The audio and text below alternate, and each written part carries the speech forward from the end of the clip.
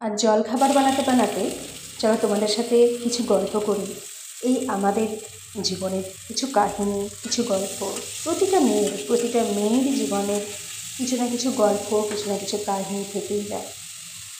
আর আমার মনে হয় আমাদের সব মেয়েরই কিছু একটা জায়গায় রয়েছে। দেখো, একটা জায়গা থেকে যখন আমরা আর একটা জায়গায় আসি, তখন মেনে নিতে, মানিয়ে নিতে নিতে নিতে হয়তো বছর পার করে ফেলি, কিছুতেই মিলে ফেলতে পারি না। একটা জায়গা থেকে আর একটা জায়গায় এসে তাদেরকে আপন করতে না, হ্যাঁ, যদি তুমি কাউকে ভালোবেসে বিয়ে করো সেই জায়গাটা আলাদা।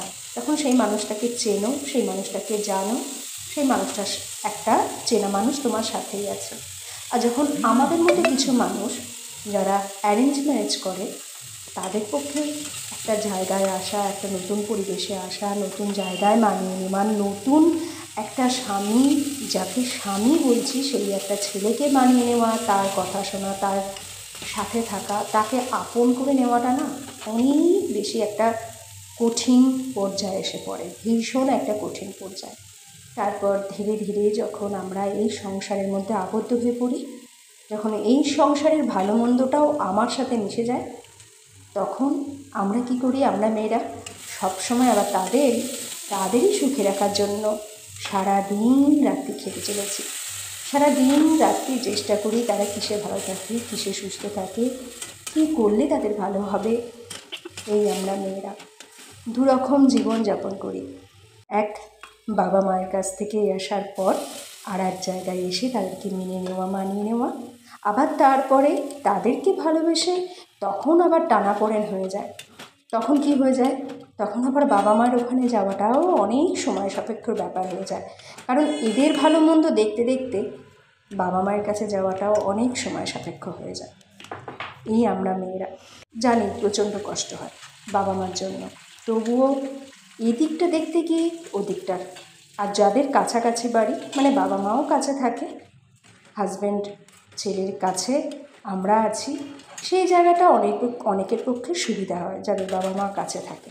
আর যাদের বাবা মা দূরে থাকে, তাদের মন কিন্তু বাবা মার সাথেও থাকে, এদিকে আবার এদিকটাও দেখতে হয়, তারা পড়ে যায় এক টানাপোড়েনের মধ্যে। ঠিক কিনা বলো? তবুও আমরা চেষ্টা করি সব দিকটা সামলানোর, সব দিকটা মানিয়ে চলার, সব কাজটা ঠিকঠাকভাবে করার। আর এত কিছু করার পর একটা সংসার আমরাই সাজিয়ে তুলি। হ্যাঁ, আমরা ছেলেদেরকে বলছি না যে ওরা আমাদের কিছু করে না, অবশ্যই করে। একটা সংসার সুখের হতে গেলে সকলের সমান সহায়তার প্রয়োজন, সকলের সমান সহায়তা। এই সহায়তা যদি সকলে না করে তাহলে কি করে চলবে? হ্যাঁ, আমাদের মেয়েদের একটু খাটনিটা বেশি হয়, কারণ আমরা ঘর সাজাই, খাবার সাজাই তাদেরকে দেওয়ার জন্য, কিন্তু তারাও তো সেটাকে আর্নিং করে নিয়ে আসে। তো সবটা মিলিয়ে একটা সংসার সুখের তৈরি হয়, সবাইকে নিয়ে একটা সংসার সুখের তৈরি হয়।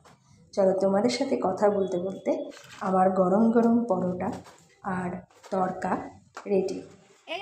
তো এখন খালি খাওয়ার অপেক্ষা।